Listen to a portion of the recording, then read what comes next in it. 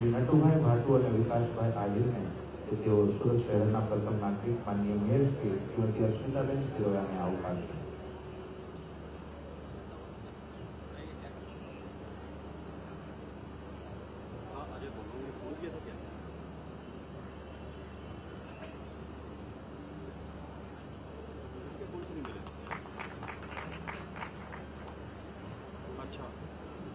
Thank you. Kiran હોસ્પિટલના મુખ્ય દાતા શ્રી વલ્લભભાઈ લાખાણીને શુભેચ્છા અને આવકારશે. વિનંતી કરીશ માનનીય વડાપ્રધાન શ્રી નરેન્દ્રભાઈ મોદી સાહેબને તે એ દાતાશ્રીને આવકારશે.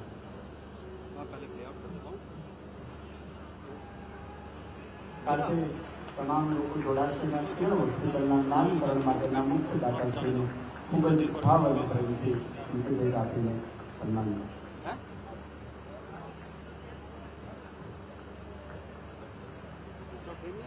ખૂબ માનભર દાન સાથે જેમનું પરિવારનું નામ ગયેલું છે એવા કિરણ હોસ્પિટલમાં આદરણીય શ્રી વલ્લભભાઈ લાખાણીને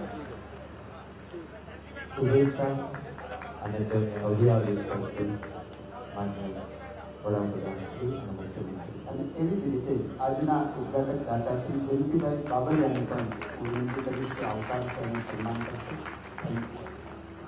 હું વિનંતી કરીશ માનનીય શ્રી મથુરભાઈ સવાણીનું સ્વાગત અને આવકાર પ્રવચનમાં.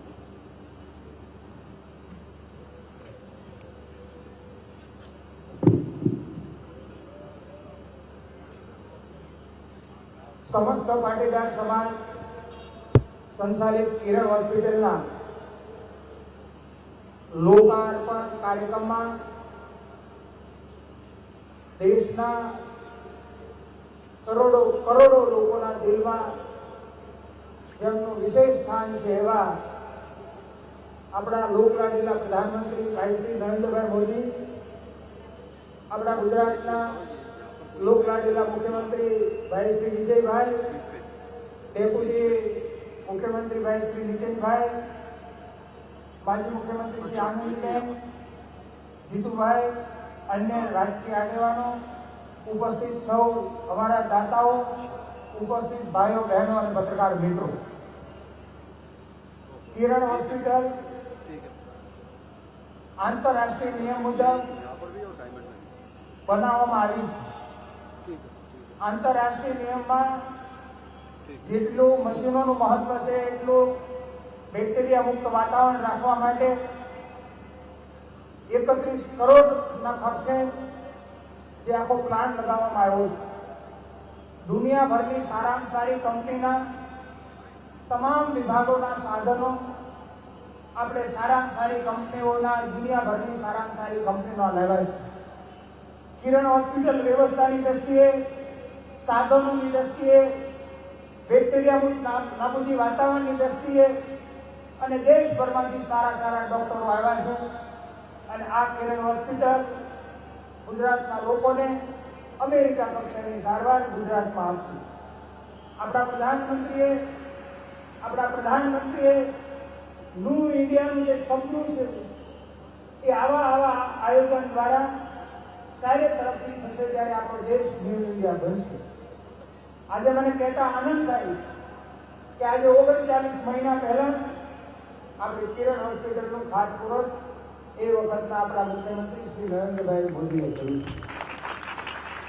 અને મેં મારા આવકાર ભાષણમાં કીધું હતું કે નરેન્દ્રભાઈ દેશના પ્રધાનમંત્રી બનવા માટેનું પાર્ટીએ ઉમેદવાર જાહેર કર્યા છે. એ સમયમાં આ આપણી હોસ્પિટલનું ઓપનિંગ કરવા આવ્યા ત્યારે મેં કીધું હતું કે આ હોસ્પિટલનું ઓપનિંગ દેશના પ્રધાનમંત્રી કરશે અને આપણી હોસ્પિટલના હેલિપેડ ઉપર હેલિકોપ્ટર ઉતરશે અને એમાંથી પ્રધાનમંત્રી ઉતરશે. એનું નામ નરેન્દ્રભાઈ મોદી હશે. આજે આપણી વચ્ચે પ્રધાનમંત્રી તરીકે આપણી હોસ્પિટલનું જે ઓપનિંગ કરવા અને આપણું સુરત હિંદોળે છે. આ કિરણ હોસ્પિટલની 26 દિવસમાં 3 લાખથી વધારે લોકોએ વિઝિટ લીધી. આજે મને કહેતા આનંદ થાય કે આજે અમારા તમામ દાતાઓ 400 દાતાઓ એ પૈકી અમારા મુખ્ય દાતા વલ્લભભાઈ હોય કે અમારે જયંતિભાઈ હોય કે આ મંચ ઉપર બેઠેલા અમારા ગોવિંદભાઈ વડીલ હોય કે લાલજીભાઈ હોય કે આ બેઠેલા તમામ દાતાઓ જે 400 દાતાએ મળીને 500 કરોડની રકમ જે આપી છે એનું મને નરેન્દ્રભાઈને અને મુખ્યમંત્રીને કહેતા આનંદ થાય છે કે અમારા દાતાઓનો કોઈ અધિકારની ભાવના નથી. અમારા દાતાઓની એક જ ભાવના છે કે આ સુરતની ધરતીએ રોટલો ઓટલો અને માન સન્માન આપ્યું છે. એ ધરતી પર અમેરિકા કક્ષાની સારવાર અહીંયા ઊભી થાય, આ અમારા દાતાઓની લાગણી ભાવના છે. કોઈ અધિકારની ભાવના નથી. કેવી રીતે લોકોને સસ્તી સારી સારવાર મળે એ માટેનો પ્રયાસ છે. પ્રધાનમંત્રીએ ન્યૂ ઇન્ડિયા માટે સુરતનો રોલ મહત્વનો હોવો જોઈએ. આજે મને જણાવતા આનંદ થાય છે કે ડાયમંડ ઉદ્યોગ દુનિયા આખીમાં છે, એમાંથી 100માંથી 90 હીરા સુરતમાં તૈયાર થાય. અને શા માટે એનો રો મટીરિયલનો વેપાર દુનિયાના બધા દેશોમાં થાય? અમે અહીંયા સુરત ડાયમંડ બુશનું નિર્માણ કાર્ય જે શરૂ કર્યું છે એ શું છે એ બરાબર સમજી લઈ. વિશ્વનું નંબર 1 કેવી રીતે? અમેરિકામાં 45 લાખ સ્ક્વેર ફૂટ ઓફિસ એરિયાનું એક બિલ્ડિંગ છે, 45 લાખ સ્ક્વેર ફૂટનું. દુબઈમાં આ બુશ જે બન્યું છે એ 50 લાખનું છે. આપણે સુરત ડાયમંડ બુશ વિશ્વનું નંબર 1 66 લાખ સ્ક્વેર ફૂટનું બની રહ્યું છે. અને 4250 ઓફિસો.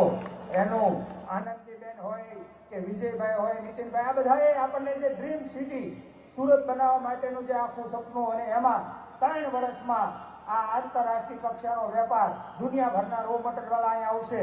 અને નરેન્દ્રભાઈને આપણે વિશેષ અભિનંદન એટલે આપવા કે આટલા વર્ષથી ડાયમંડનો બિઝનેસ ચાલતો હતો, પણ વિદેશી કંપનીઓને હીરા વેચવા આવવામાં કેન્દ્ર સરકારની નીતિઓ નડતીથી નરેન્દ્રભાઈએ જે હલ કરી દીધું છે. અને આ સુરતના ડાયમંડ બુશમાં દુનિયાભરના વેપારીઓ, દુનિયાભરના કોલેજ ડાયમંડના લોકો અહીં આવવાના છે. એટલે હું આજે પ્રધાનમંત્રી પાસે આશા વ્યક્ત કરું છું કે આપ જે આ હોસ્પિટલનું લોકાર્પણ કરવા આવ્યા છો અને સુરતની પ્રજા આપણી સાથે એટલો બધો પ્રેમ ને નાતો ધરાવે છે, અને દુનિયાનું નંબર 1 આજે 3 વર્ષમાં 2020માં અમે આ ડાયમંડ બુશ પૂરું કરવાના છીએ. અને આશા રાખું છું કે એ વખતે પણ આપ પ્રધાનમંત્રી તરીકે અમારા ડાયમંડ બુશનું લોકાર્પણ કરશો. આજે અહીંથી નરેન્દ્રભાઈ બોટાદ જવાના છે. હું પાણી સાથે સંકળાયેલો જીવું છું, રહી શકતો નથી. આજે દેશમાં ગુજરાત એક એવું રાજ્ય છે કે પાણી સપ્લાયની વાત હોય, 96 લાખ હેક્ટરમાંથી 15 લાખ હેક્ટરમાં ડીપ ઇરિગેશન હોય કે લાખો ડેમ હોય, હજારો કરોડનું ઉત્પાદન વધી ગયું.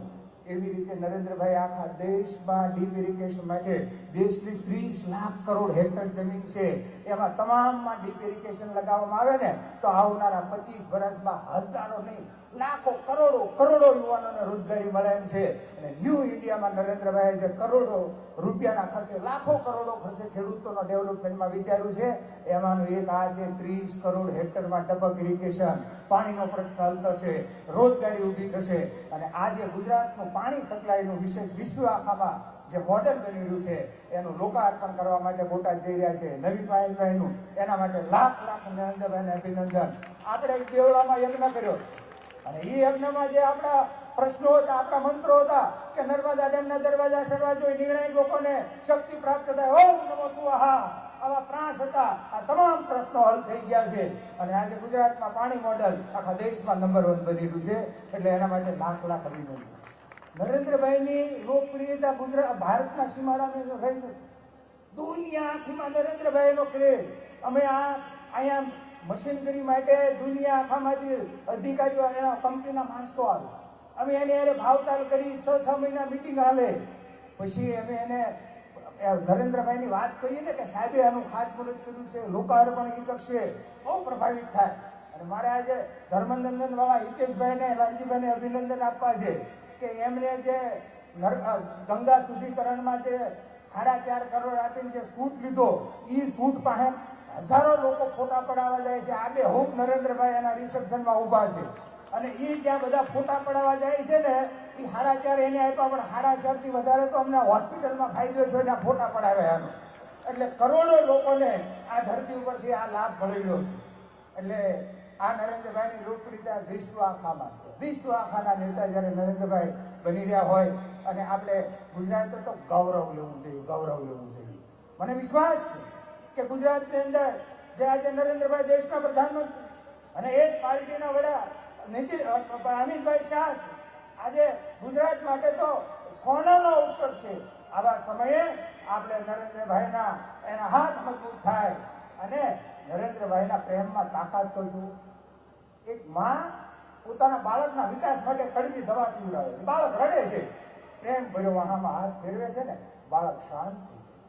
નરેન્દ્રભાઈ દેશના વિકાસ માટે, સર્વાંગી વિકાસ માટે નોટબંધીની વાત કરી, આપણને અનેક મુશ્કેલી પડી, પણ એનો પ્રેમ ભર્યો હાથ આખા દેશને હારે રાખી છે.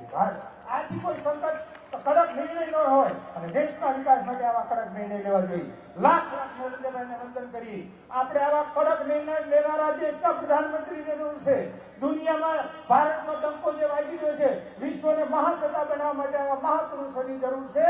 આ કિરણ હોસ્પિટલની અંદર આજે નરેન્દ્રભાઈ દુનિયા આખીમાં બેટી બચાવો બેટી પઢાઓ, આપણે તો નરેન્દ્રભાઈની સાથે રાખીને ગુજરાતમાં જબરજસ્ત કામ કર્યું છે. આજ નરેન્દ્રભાઈ જ્યારે કિરણ હોસ્પિટલનું ઓપનિંગ કરવા આવ્યા હોય ત્યારે બેટી બચાવો બેટી પઢાઓ અભિયાનને આપણે મહત્વ આપવું જોઈએ.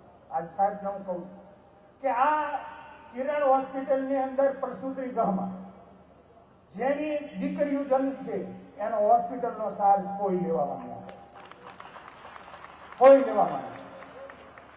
અને જેના ઘરે બીજી દીકરી જન્મ છે એ બીજી દીકરી 21 વર્ષની થાય ત્યારે એને લાખ રૂપિયા મળે એ રીતે બોન્ડની વ્યવસ્થા કરવામાં આવશે કિરણ હોસ્પિટલમાં. આજે જ્યારે દેશમાં આખા દેશમાં પ્રધાનમંત્રી રોટી બેટી આ બઢાવાની વાત કરતા હોય, ભણાવવાની વાત કરતા હોય, બેટી બચાવો અભિયાનની વાત કરતા હોય, ત્યારે ગુજરાત તો કાયમ માટે આગળ રહ્યું છે. તો સૌ દાતાને વંદન કરું છું.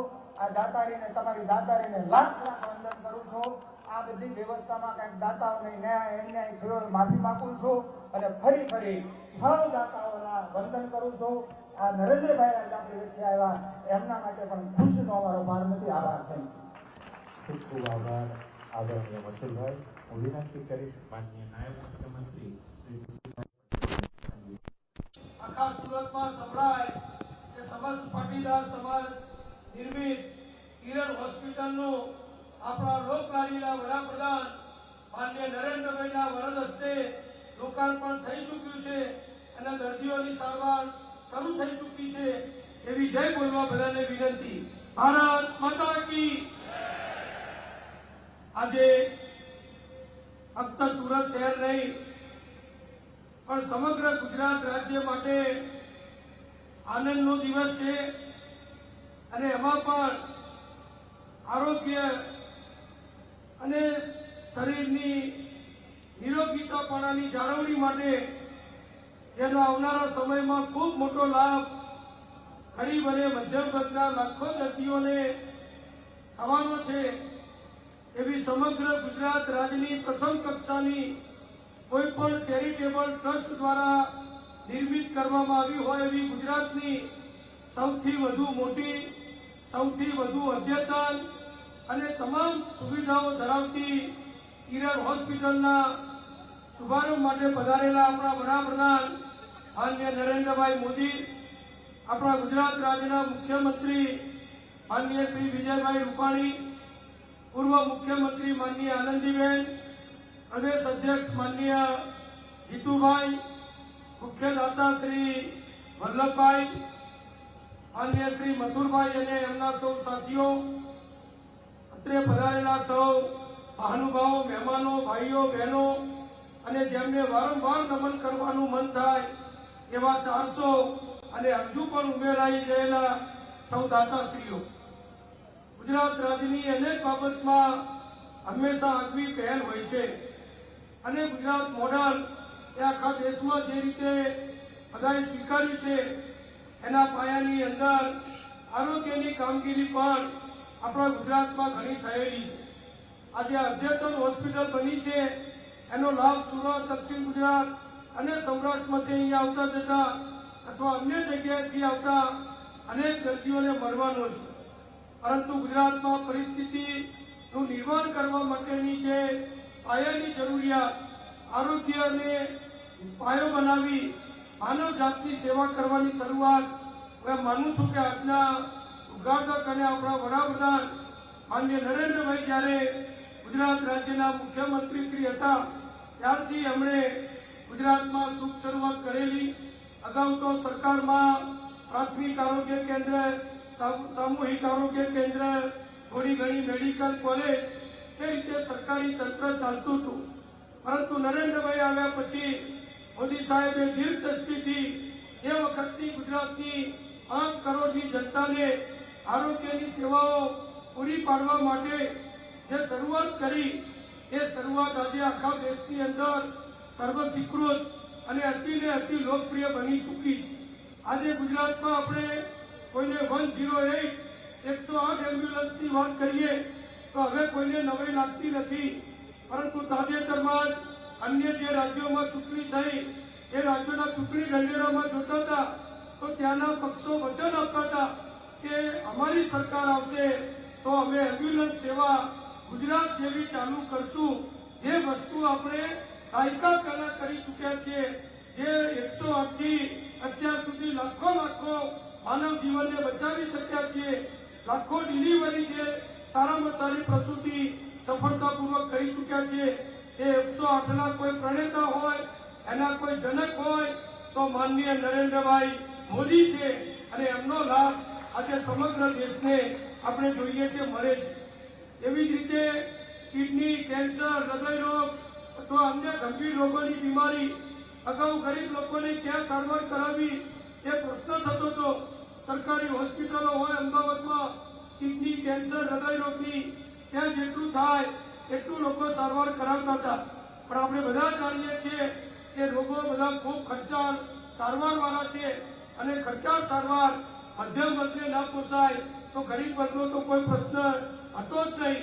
એ વખતે લાખો ગરીબોને મોદી સાહેબે મા યોજનાની ભેટ આપી, અને મા યોજના અંતર્ગત સમગ્ર ગુજરાતના 35 લાખ જે બીપીએલ ગરીબ પરિવારો, કે જેની સંખ્યા પરિવારની 1.5 કરોડ થાય, એમાંથી કોઈ પણ વ્યક્તિને જો આવા ગંભીર રોગ થાય તો વર્ષે 2 લાખ રૂપિયા એક પરિવારથી સારવાર આપવાનો ખર્ચ આપણી સરકારે મા યોજના અંતર્ગત ઉપાડી લીધો. અને મા યોજના એટલી બધી લોકપ્રિય થઈ કે એના પછી માનનીય આનંદીબેન મુખ્યમંત્રી બન્યા. હું એ વખતે આરોગ્ય મંત્રી હતો, અને અમે સરકારમાં નક્કી કર્યું કે મા યોજનાની જેમ જ મધ્યમ વર્ગના પરિવારોને પણ મા વાત્સલ્ય યોજના જેવી આવી યોજનાનો લાભ આપવો જોઈએ. અને એ વખતે વર્ષે 1,20,000ની આવક ધરાવતા પરિવારને પણ આપણે મા વાત્સલ્ય યોજનામાં આવરી લીધા.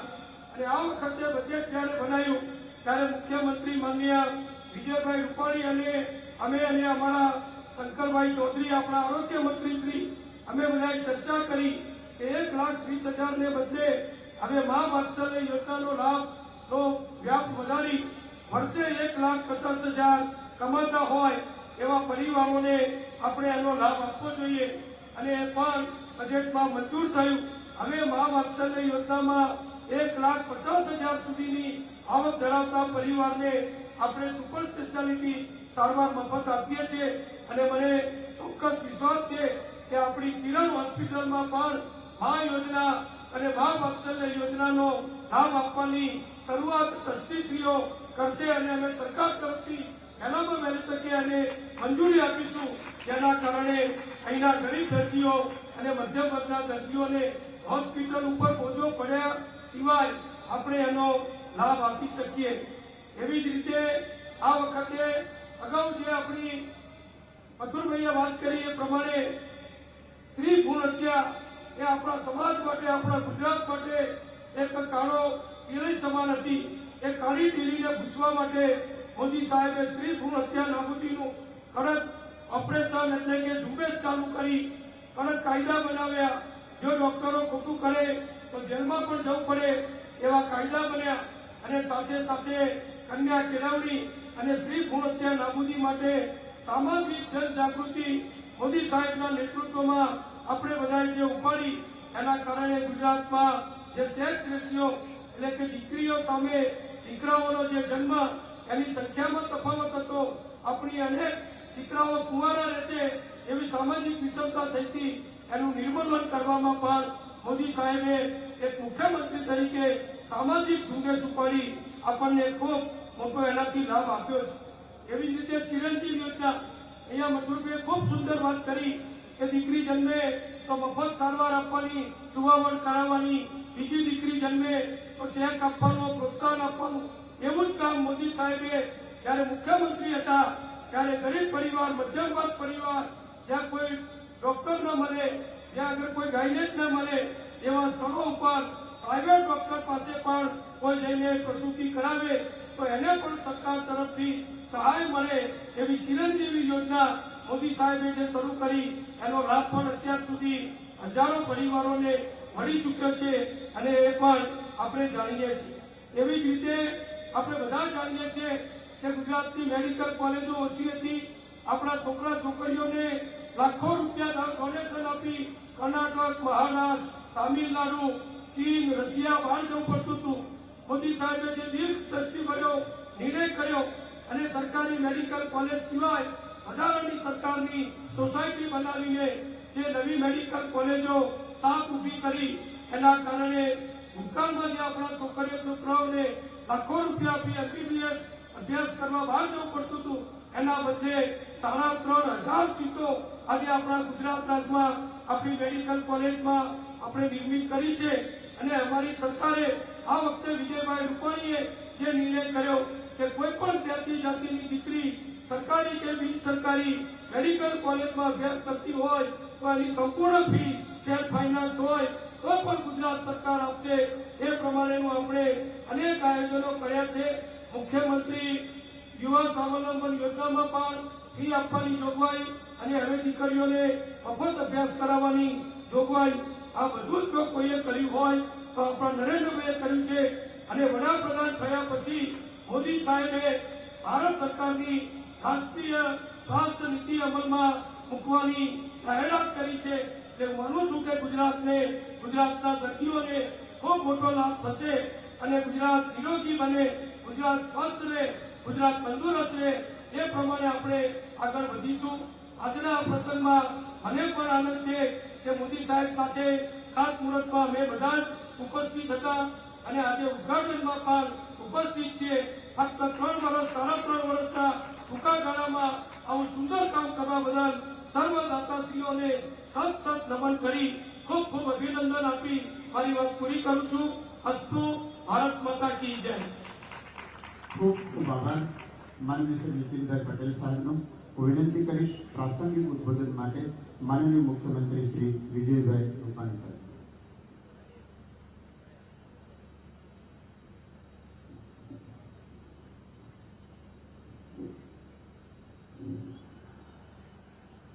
મંચ ઉપર ઉપસ્થિત કરોડો ભારતવાસીના હૃદય સમ્રાટ, લોક નેતા આદરણીય નરેન્દ્રભાઈ, ડેપ્યુટી CM માન્ય નીતિનભાઈ, પૂર્વ મુખ્યમંત્રી માન્ય આનંદીબેન પટેલ, આરોગ્ય મંત્રી શંકરભાઈ, પ્રદેશ અધ્યક્ષ જીતુભાઈ, કિરણ હોસ્પિટલના સૌ નિર્માતા માન્ય મથુરભાઈ, માન્ય વલ્લભભાઈ, માન્ય જયંતિભાઈ, અન્ય દાતાશ્રીઓ, વિશાળ સંખ્યામાં ઉપસ્થિત ભાઈઓ અને બહેનો, સૌપ્રથમ રાજ્ય સરકાર વતી કિરણ હોસ્પિટલના સૌ ટ્રસ્ટીઓને સમગ્ર ગુજરાત વતી ખૂબ ખૂબ અભિનંદન આપું છું. કારણ કે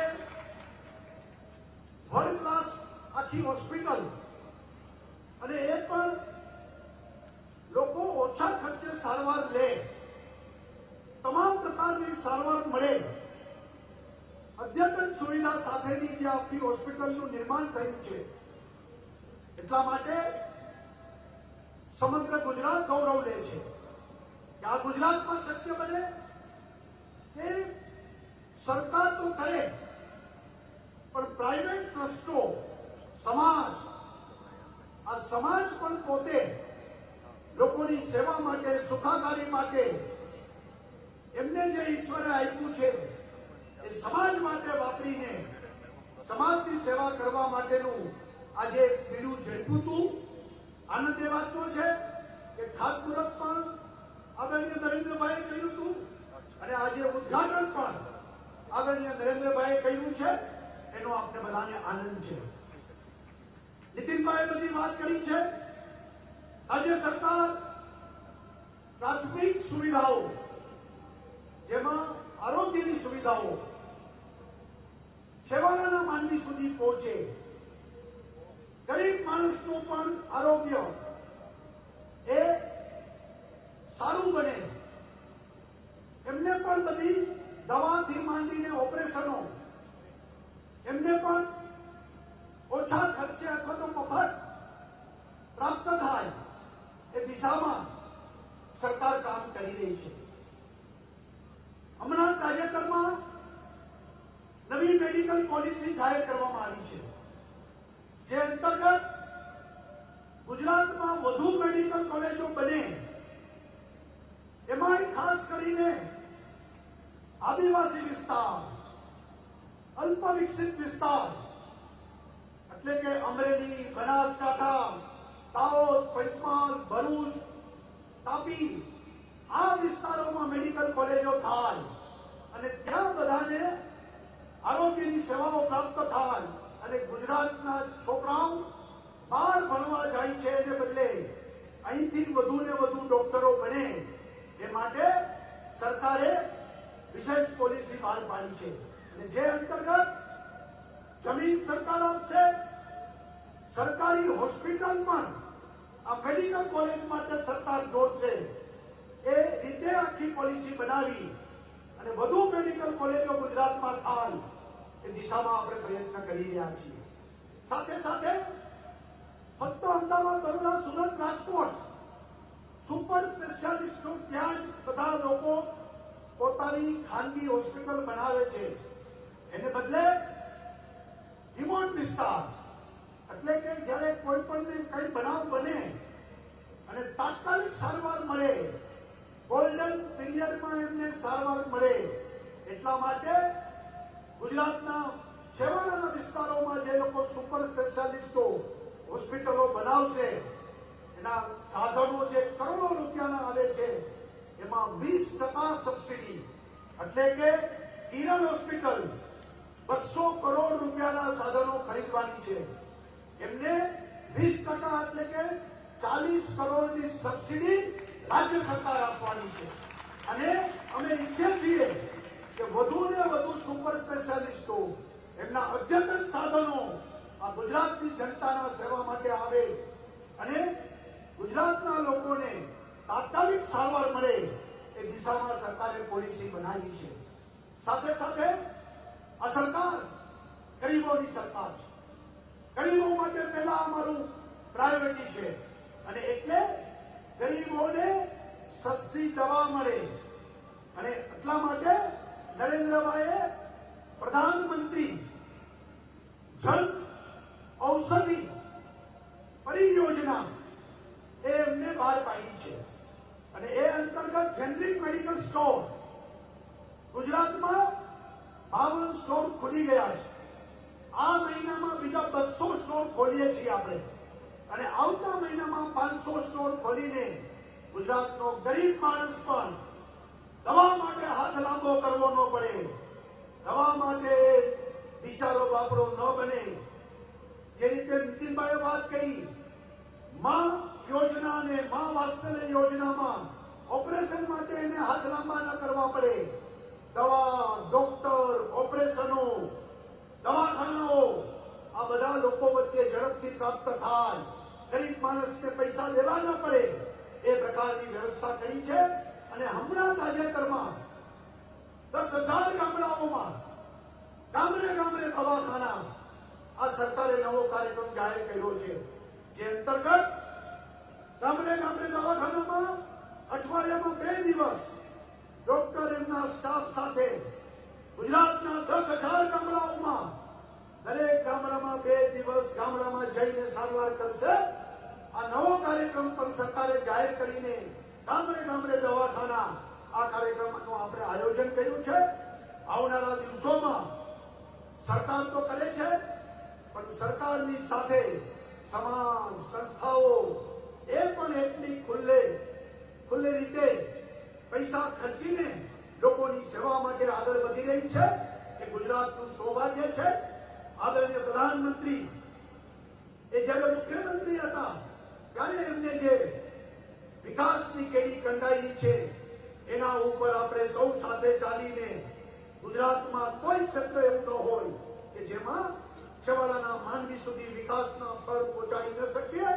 અને એના પહોંચાડવા માટે આપણે જે ઝડપથી નિર્ણાયક રીતે આગળ વધી રહ્યા છીએ, હું એમ માનું છું કે આવનારા દિવસોમાં આદરણીય નરેન્દ્રભાઈએ જે સ્વપ્ન ગુજરાત માટે સર્યું છે એ સ્વપ્નને સાકાર કરી અને ભારતમાં ગુજરાત રોલ મોડેલ બને એ આપણે સૌ બનાવીશું. આપ સૌને ફરી વખત ખૂબ ખૂબ ધન્યવાદ. જે લોકોએ છૂટા હાથે ખુલ્લા મનથી જે ફાળો આપ્યો છે અને આ 500 કરોડની હોસ્પિટલ ઊભી થઈ છે એ બધાને પણ ખૂબ ખૂબ ધન્યવાદ. ભારત માતા કી જય. વંદે માતરમ. ખૂબ ખૂબ આભાર આદરણીય મુખ્યમંત્રી શ્રી આપનો. હું વિનંતી કરીશ આજના આપણા માનનીય વડાપ્રધાન શ્રી નરેન્દ્રભાઈ મોદીને તેમના અધ્યક્ષીય ઉદ્બોધન માટે આદરણીય નરેન્દ્રભાઈ મોદી સાહેબ.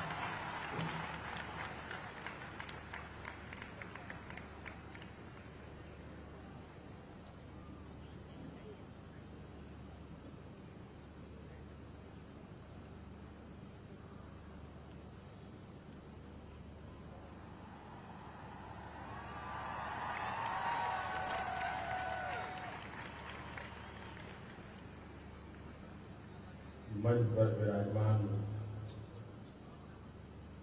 गुजरात के लोकप्रिय मुख्यमंत्री श्रीमान विजय रूपाणी जी, उप मुख्यमंत्री श्रीमान नितिन भाई, श्रीमान बखानी जी,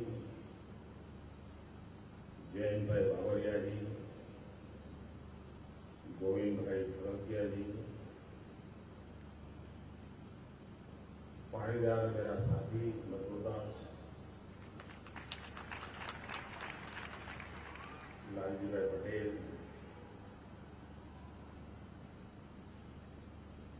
मंच पर विराजमान सभी साथी और विशाल संख्या में पधारे हुए मेरे सभी परिवार में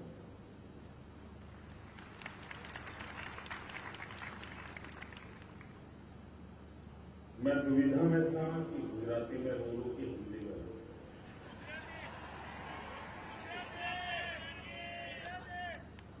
लेकिन बाद में मेरे मन में विचार आया कि आप सबने इतना बड़ा काम किया है जिसका देश को भी तो पता चलना चाहिए।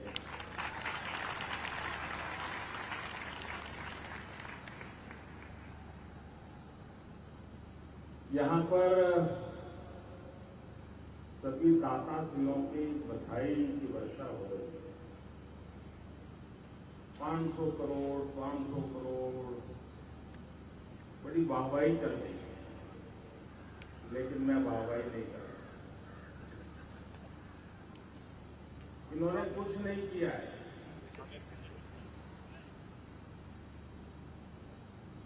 आपको झटका लगाना,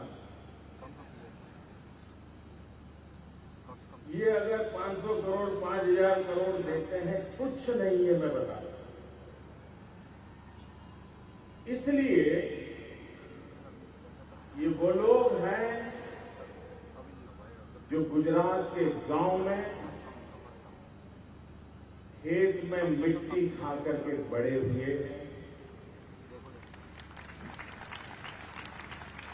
ये वो लोग हैं जो कभी अपने साथियों के साथ आंवली टिकली के खेल खेलते थे, पेड़ पर चढ़ना उतरना यही जिनका जीवन था, साइकिल के टायर को दौड़ाते हुए मजा लेना यही जिनकी यहां बचपन था।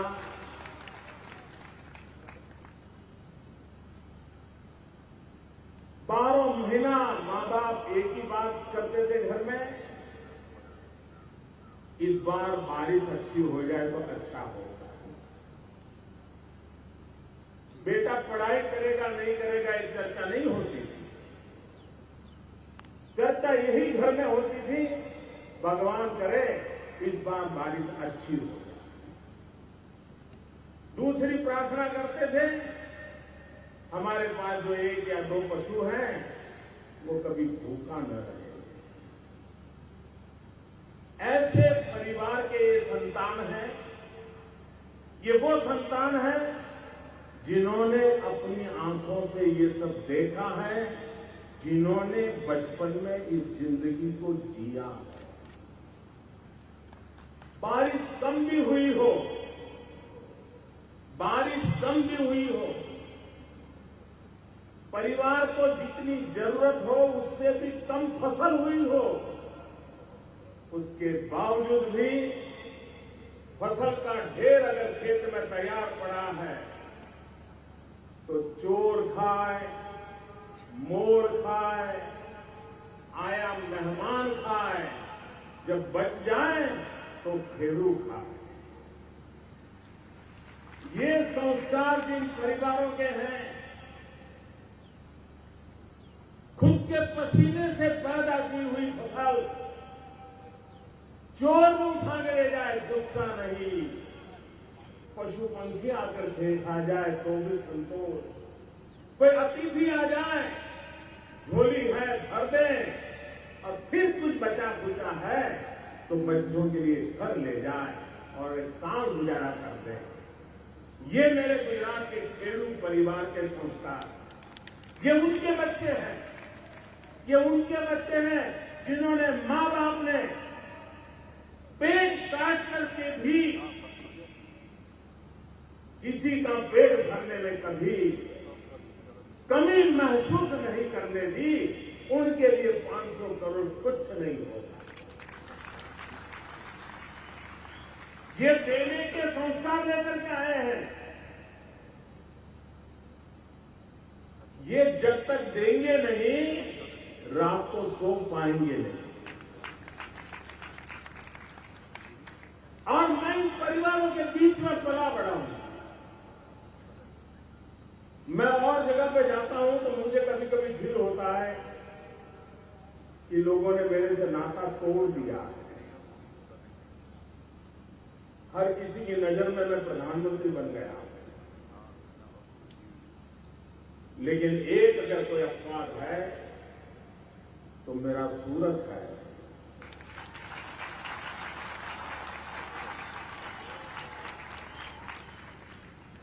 मैं जब भी मिला हूं वही प्यार, वही अपनापन, प्रधानमंत्री वाला कोई टैग कहीं नजर नहीं आता है। ये जो परिवार भाव में अनुभव करता है, आपको हैरानी होगी, बाहर वालों को भी शायद हैरानी होगी। ये सब धनी परिवार है, अरबों खरबों में खेलने वाले लोग हैं। जब से मेरा सूरत आना तय हुआ तो जिन जिन परिवारों से मेरा बड़ा निकट नाता रहा है, अब तो अरबों खरबोपति हो गए हैं। कभी उनकी मां के हाथ से बाजरे की रोटी खाई है, कभी खिचड़ी खाई है। मुझे फोन क्या आया, क्या रात को सर्किट हाउस में आप रुकने वाले हैं तो बाजरे की रोटी भेज दूं क्या, खिचड़ी भेज दूं क्या। आज सुबह भी मुझे जो नाश्ता आया, एक परिवार ने पुराने लिए, वो अपने सौराष्ट्र में जो मोटी भाकरी बनाते हैं ना,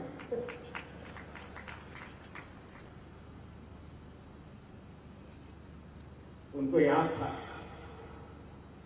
सुबह सुबह भेज दी। उनको पता है प्रधानमंत्री को क्या खाना क्या नहीं खाना कोई मुश्किल काम नहीं है, लेकिन ये परिवार भाव है जिसकी हर परिवार की मां ने, जिन्होंने कभी न कभी मेरी चिंता की है, वो उसी प्यार से मेरी चिंता में लगे हुए हैं। मैं समझता हूं जीवन का इससे बड़ा कोई सौभाग्य नहीं होता।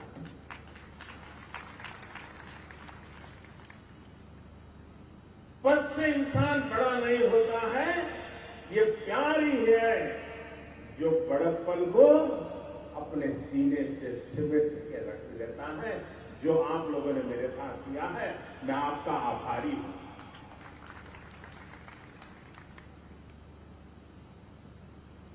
आज एक अस्पताल का लोकार्पण हो रहा है, आधुनिक अस्पताल है। जब मैं यहां था तो कहता था कि जिसका शिलान्यास मैं करूंगा उसका उद्घाटन भी मैं करूंगा। तो लोगों को लगता था ये बड़ा अहंकारी है। ये अहंकार नहीं था, ये मेरे मन में एक कमिटमेंट है कि ये शिलान्यास करके पत्थर गाड़ करके तख्तियां लगाने की फैशन समाप्त होनी चाहिए। जो चीज शुरू करे वो चीज परिपूर्ण होनी चाहिए। अगर परिपूर्ण नहीं होने वाली है तो शुरू नहीं करना चाहिए। यहां आप सबको जितनी खुशी होती है, मुझे उससे भी ज्यादा होती है, क्योंकि विजयादशमी का वो दिन था। भारतीय जनता पार्टी ने मुझे प्रधानमंत्री के नाम से घोषित कर दिया था उम्मीदवार के रूप में। मैं देश भर में दौड़ रहा था उस समय, लेकिन उसके बावजूद भी विजयादशमी और मेरे नवरात्रि के उपवास पूर्ण हुए थे। मैंने तय किया नहीं, मैं सूरत तो जाऊंगा ही, कितनी ही कठिनाई क्यों न, और मैं आया था। और उस दिन ये लालजी बादशाह वो मेरे बगल में तस्वीर निकालना चाहते थे। तो भूमि पूजन के लिए फावड़ा चलाना था। तो मैंने बादशाह को कहा 50 करोड़ दोगे तो मैं कर दूंगा, नहीं तो नहीं करने दूंगा।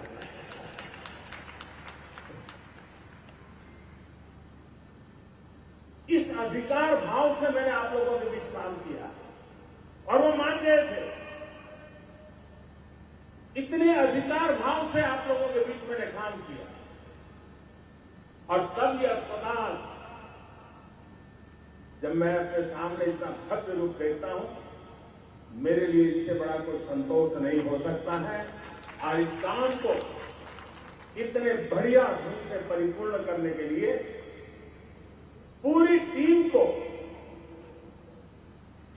मैं हृदय से बहुत बहुत अभिनंदन करता हूं। मैं देख रहा था कि दाता श्री के धन से यह अस्पताल नहीं बना। ये अस्पताल परिवार भाव से बहाया गया परिश्रम से बना हुआ है।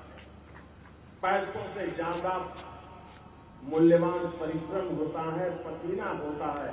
और यहां सब लोग हैं, वहां जो बैठे हुए सब लोग हैं, उन्होंने सिर्फ पैसे बहाए नहीं है, अपना पसीना बहाया है। पैसों पर पसीने का अभिषेक किया है।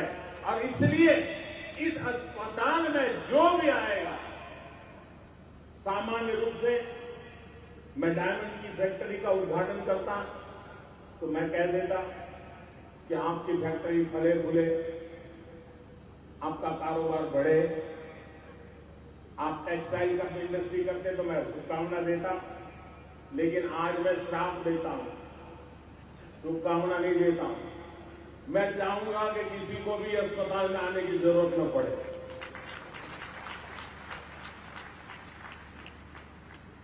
और एक बार आना पड़ा तो दोबारा कभी आने की जरूरत न पड़े, ऐसा मजबूत इंसान बन करके यहां से जाए, ये भी साथ साथ शुभकामनाएं देता है।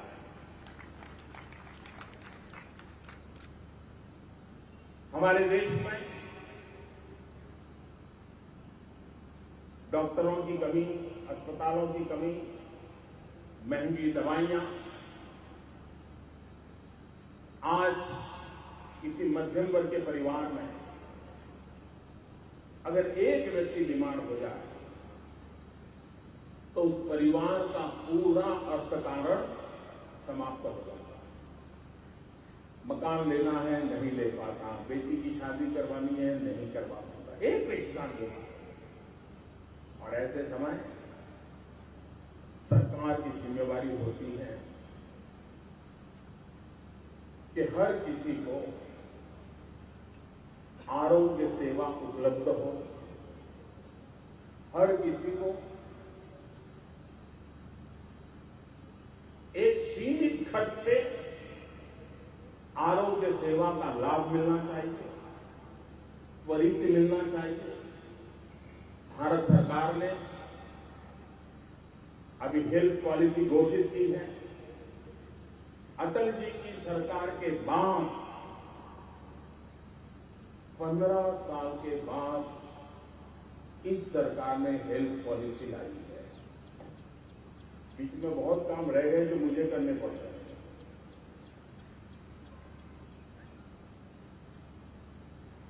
अब दवाइयां,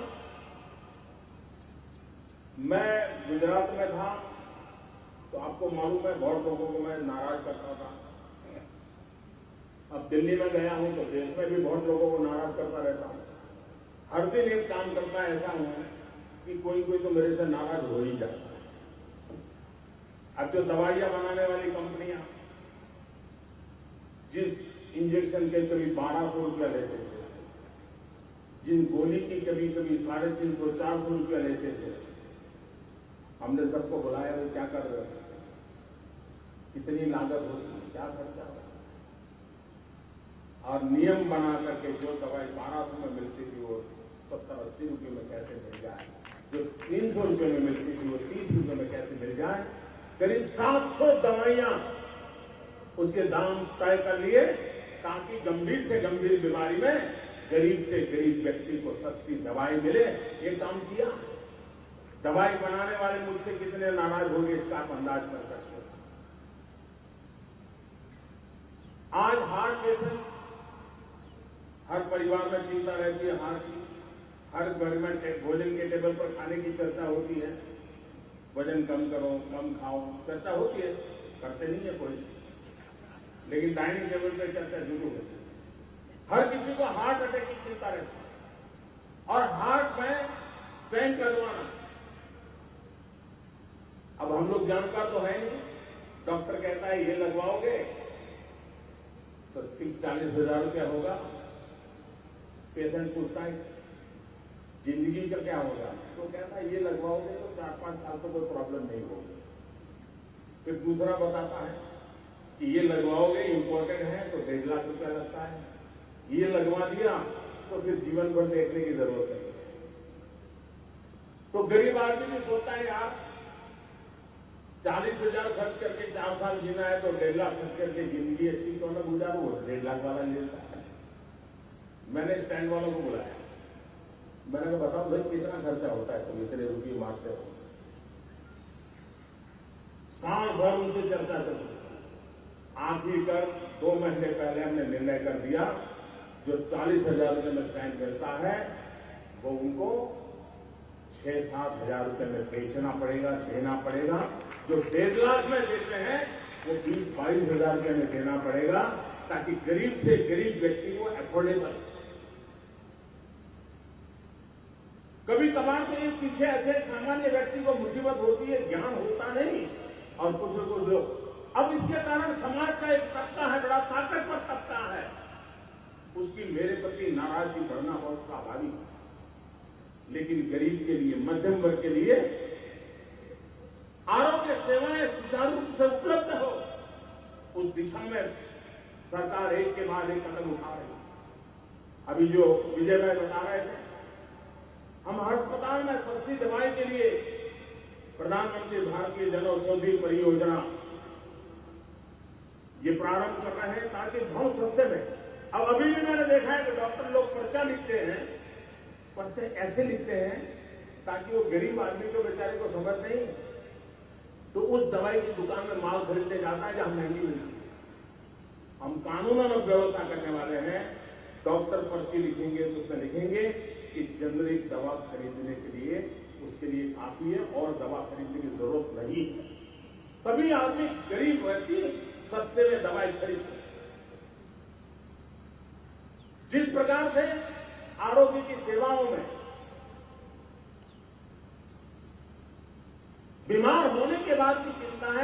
पहले प्रिवेंटिव हेल्थ केयर की भी उतनी ही चिंता जरूरी है। मेरा स्वच्छता अभियान वो सीधा सीधा आरोग्य से जुड़ा हुआ है। दुनिया में सारे सर्वे कहते हैं कि बच्चे अगर हाथ साबुन से धोए बिना खाना खाते हैं तो दुनिया में करोड़ों बच्चे इस एक कारण से मौत के शरण हो जाते हैं। क्या हम आदत नहीं डाल सकते? आरोग्य की दृष्टि से स्वच्छता, सूरत के लोगों को स्वच्छता के पाठ पढ़ाने की जरूरत नहीं है। सूरत में जब महामारी आई उसके बाद सूरत ने स्वच्छता को अपना बना दिया। सूरत का स्वभाव बन गया है स्वच्छता, देश के लिए प्रेरणा है। मैं कल ये रोड शो कर रहा था, मेरे साथ दिल्ली से जो अफसर आए थे वो रोड शो नहीं दे रहे थे, सफाई देख रहे थे। वो इतनी सफाई होती है, उनके दिमाग में सफाई बढ़ गई। मैंने कहा आप जहां जाओगे जरा बताना सबको। ये सूरत ने स्वभाव बना दिया। स्वच्छता अगर भारत का स्वभाव बने तो हमारे अरबों खरबों रुपए बीमारी के पीछे खर्च हो रहे बंद हो जाएंगे। हमारे गरीब एक बार बीमार हो जाता है, ऑटो रिक्शा ड्राइवर बीमार हो जाए तो सिर्फ वो इंसान बीमार नहीं होता, उसके पूरे परिवार 3 दिन के लिए भूखा रह जाता है, घर में कोई कमाने वाला नहीं। और इसलिए स्वच्छता, मैं योग को लेकर के पूरे विश्व में आंदोलन चला रहा हूं। 21 जून को सूरत भी शानदार योग का कार्यक्रम करके दिखाएं। वेलनेस के लिए योग शरीर स्वास्थ्य के लिए आज जीवन का हिस्सा बनता जा रहा है। हमने इंद्रधनुष योजना के तहत देश भर में उन माताओं को, बालकों को खोज रहे हैं जिनका टीकाकरण नहीं हुआ। टीकाकरण का अभियान चलाते हैं। 2 करोड़ से ज्यादा ऐसे माताएं बहनों को खोजा है जिन्होंने टीकाकरण गांव में हो रहा था लेकिन उन्होंने नहीं लगवाया। सरकार खोज करके लोगों की सेवा करने के लिए बीड़ा उठाया। लेकिन ये सालों में जन आंदोलन आवश्यक होता है, जन सहकार आवश्यक होता है। कभी कभी हम लोग सोचते हैं देश आजाद होने के बाद एक ऐसा माहौल बन गया सब कुछ सरकार करेगी, लेकिन हमारा देश, उसका चरित्र अलग है। हमारा देश सरकारों से न चला है न बना है। हमारा देश न राजाओं से चला है न राजाओं ने बनाया है। हमारा देश न नेताओं से चला है न नेताओं ने बनाया है। हमारा देश चला है जनशक्ति के भरोसे, जन सेवा भाव के भरोसे, जिसके जन जन में सेवा परमो धर्म, ये उनकी प्रकृति रही है। आप मुझे बताइए, गांव गांव आपको धर्मशालाएं दिखती है। हर तीर्थ क्षेत्र के बाद हजारों लोग रह सके इतनी धर्मशालाएं। दुनिया की इतनी बड़ी होटल से भी ज्यादा रूम होते हैं धर्मशालाओं के। 2-2 हजार कमरों की धर्मशालाएं होती है हमारे देश में। किसने बनाई? सरकारों ने नहीं बनाई, जनता जनार्दन ने बनाई। गांव गांव पानी नहीं होते थे, कुएं होते थे, बावड़ी होती थी। कौन बनाता था? सरकारें नहीं बनाती थी, जनता जनार्दन बना। गौशालाएं क्या सरकार बना रही थी? जनता जनार्दन बना रही। पुस्तकालय सरकार बना रही थी, जनता जनार्दन बना रही थी। पानी की परब कौन बनाता? जनता जनार्दन बना। हमारे देश का ये मूल चरित्र रहा है। समाज जीवन के सारे कामों को करना समाज की सामूहिक शक्ति का स्वभाव रहा था। लेकिन आजादी के बाद धीरे धीरे उसमें कमी आने लगी। फिर से एक बार दोबारा वो माहौल बना है। हर किसी को लगता है कि मैं समाज के लिए कुछ करूंगा, मैं सामूहिक रूप से कुछ करूंगा, समाज की भलाई के लिए कुछ करूंगा। उस दिशा में आज काम हो रहा है। मैं यहां सूरत में बैठे हुए खास करके सौराष्ट्र के जितने लोग, छोटे से छोटा रत्न कलाकार भी, उसके दिल में एक चीज मैंने हमेशा देखा, अपने गांव में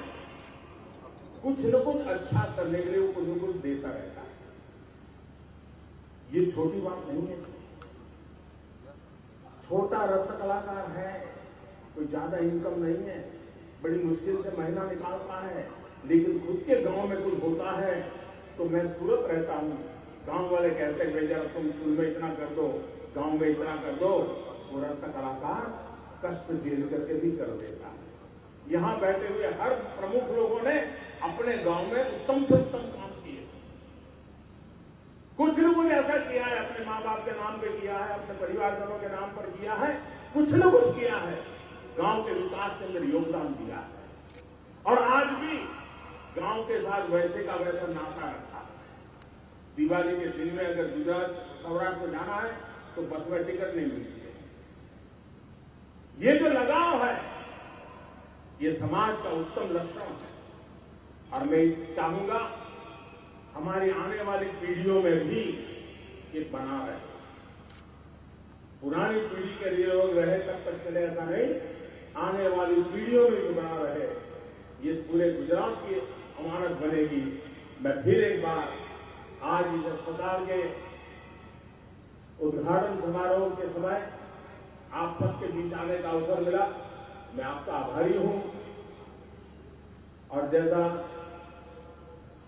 बसुरदास कह रहे थे, यहां से ब्याड़ा जा रहा हूं, वहां भी पानी का कार्यक्रम करने जा रहा हूं, कोटा जा रहा हूं, वहां भी पानी का कार्यक्रम कर रहा हूं। गुजरात ने पानी को ही अपना एक बहुत बड़ा ताकत बना दिया और उसी ताकत से गुजरात आगे बढ़ रहा है और बढ़ के रहेगा। इसी एक विश्वास के साथ मैं आप सबको बहुत बहुत शुभकामनाएं देता हूं, उत्तम स्वास्थ्य के लिए शुभकामनाएं देता हूं। जुलाई महीने में मैं इजराइल जा रहा हूं। आप में से हर किसी का इजराइल से नाता है। मैं देश का पहला प्रधानमंत्री हूं जो इजराइल जा रहा हूं और डायमंड का कारोबार इजराइल के साथ सीधा सीधा नाता है और इसलिए वहां मैं आपका प्रतिनिधि बनकर के भी जा रहा हूं। यह बात आपको मैं विश्वास दिलाता हूं। बहुत बहुत धन्यवाद। थैंक यू, खूब खूब आभार माननीय श्री नरेंद्रभाई मोदी साहबનો આભાર વિધિ માટે શ્રી ગોવિંદભાઈ ધોળકિયાને વિનંતી કરીશ। આભાર વિધિ।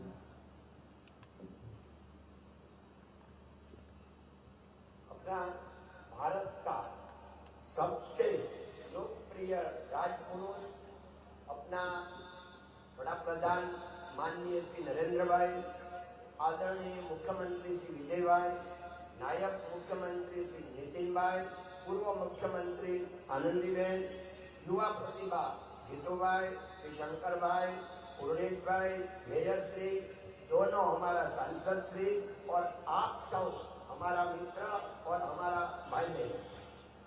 ये जो नरेंद्र भाई ने अभी बताया कि 500 करोड़ तो कुछ भी नहीं है, ये बहुत लॉन्ग विजन है साहिब का। मेरे को याद आ गया, ये जब हॉस्पिटल बनाने का था, हम मित्रों के साथ